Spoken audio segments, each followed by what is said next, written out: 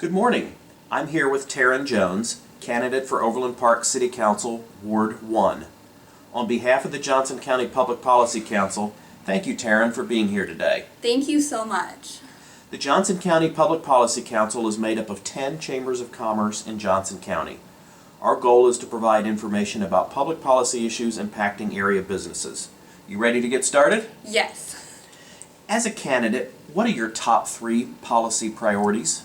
I think one of them is transparency and accountability in our government. I think it's important to make sure that we're hearing all citizens. And so with that, one thing I'd really like to see in the city council is public comments. I know a lot of other cities do this and they do it successfully. So I think it's important to have that for our city. The next thing is environmentalism. That's a big thing for me. I'm part of the Metro KC Climate Action Coalition. So trying to find ways that Overland Park can work with the Environmental Advisory Council and MARC to be able to create more environmentally friendly buildings at Overland Park. You know, when we're updating buildings, making sure we're using environmentally friendly materials, and also when we're building new construction. And the last thing is just making sure that we have equality in our city. One thing I'm running on is a non-discrimination ordinance for Overland Park. I just think it's important that all of our citizens here feel like we're welcome. So those are my 3 biggest topics. Thank you. At 13.566 mils, Overland Park's tax rate is approximately half of our neighboring communities and remains the lowest of any first-class city in Kansas.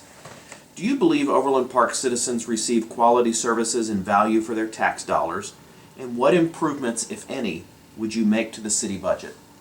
So I do think that having one of the lowest tax mill rates in Overland Park, in a first-class city, I should say, is something that attracts people to Overland Park. You know, we have lower tax rates for homes, and so it's easier for people to buy houses and it's more affordable. So I think that's important, affordable housing. I do think we're getting good money for what we're doing. I think there can be improvements to the budget. One thing I would like to see in Overland Park is storm debris cleanup. I know the last storm, I think it was 2 years ago or last year, we had a bunch of limbs down, and especially in my ward in downtown Overland Park, all those trees are getting, you know, really old, and people that live there are somewhat older, and so having that cleanup would really help our residents. And also, I would love to see the city give less tax incentives to big businesses. I think that's one way that we can kind of bring in more revenue, is if we're not giving these tax incentives, we can spend that money on things, you know, like police and, you know, public parks and things like that that can benefit our community better. I don't think it's a hard no on tax incentives always, but I think we need to be more judicious about how we're giving those out. Okay.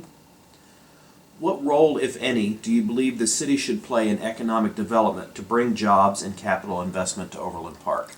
So again, this kind of goes back to the tax incentives. I think if we have a responsibility to bring, you know, development and businesses to Overland Park, but I also think we have a responsibility to our citizens and our constituents to make sure that we have money for other needed resources. So I think the best thing with that is if the business is able to bring some kind of benefit to its citizens. So for, you know, example, possibly a community center or a pool or something like that that would benefit other citizens, you know, possibly like in our urban art house has the art galleries or things like that that benefit our citizens. But I think also we have to be careful about that. Like one thing with the development in downtown Overland Park, they're giving all these tax incentives to these apartment complexes, and I know I actually went down and checked on Avenue 80, and an apartment there is running for $1,000 almost for a studio apartment, and that's just not realistically affordable for the people that live in that area and work in that area. Okay. What is your philosophy regarding the appropriate mix of residential, commercial, and green space in development and redevelopment projects, and the use of incentives for these projects? So I think mixed development is great. I do like the fact that what they've done in Overland Park does have mixed development where they have businesses and then, residential on top. I think that's a good use of space, but I do think the housing needs to be more affordable when you're doing that, and also kind of having that green space, the parks, is really important. My sister lives in Seattle and they do a lot of mixed use development there, and she says it works out really well for them, so that is something I'd kind of like to see a little more of. Okay. What do you think the 3 greatest opportunities are for Overland Park's economy in the next 10 years, and how would you capitalize on them? I think, like I said, just making sure that we're keeping our tax incentives for businesses low. I think if businesses can stand on their own, they should do that. And I think just, like I said, with the development downtown, there are some parts of that I really do like, the mixed development and having more of that and creating. I think that's, rather than tax incentives, is a good way to bring businesses to an area. If you're having all these apartment complexes and with businesses under them, it's a good way to bring, if you're living there, how convenient that, a coffee shop or, a grocery store or something is right there. And the other thing is just making sure that we're giving, we're clean, keeping our roads well paved. Like, I know right now they're working on Metcalf over by my house, and it has been a giant pain, but it's probably something that's needed, is street improvements. What specific elements of Forward OP's action agenda do you consider to be among the highest priorities for implementation? I believe there was something about mental health on there, having like more mental health services and wellness services, and I think that's, as a social worker, I think that's really important to have those in place. The other one is just getting more public transportation. They kind of have that plan of having a walkable city, and I think that's great. And I think having some of those things in downtown Overland Park is a good start, in downtown Overland Park with all the businesses.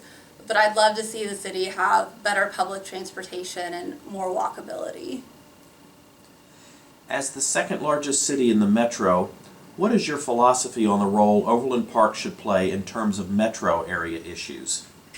I believe that as Overland Park being the biggest city, we should be the leader on issues, and that's one reason why I think the non-discrimination ordinance is so important, and that Overland Park should be a leader. And there are a lot of smaller cities have adopted that non-discrimination ordinance, and I think that having the biggest city in Johnson County be on board for that would help the other few lingering cities that are trying to get that passed. So I think just it's important to be, and not just with the NDO, with businesses and, with our Forward OP plan. I just think it's important to be the leader on those kind of things as the biggest city. Okay. As we wrap up, tell me why you're seeking public office. What do you believe most distinguishes you from your opponents in the race, making you best suited to serve? I think the thing that distinguishes me, I think the most, is just my diversity. So I believe I would be the first openly LGBT candidate and the first openly disabled person running for city council in Overland Park. And so I think that's important to have that. I think it's so important to hear everyone's voice, and one way to do that is to make sure that our city council is diverse and filled with people who are different.